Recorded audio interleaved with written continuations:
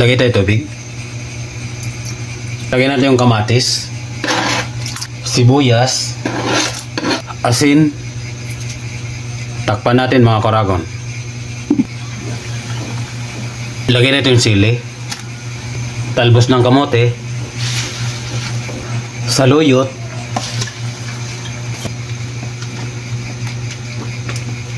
lagyan natin yung isda,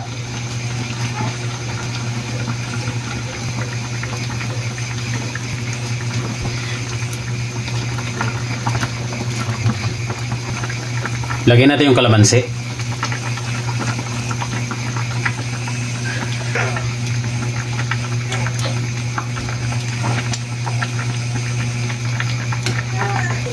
ayan mga karagon, luto ng ating sinabawang pritong isda.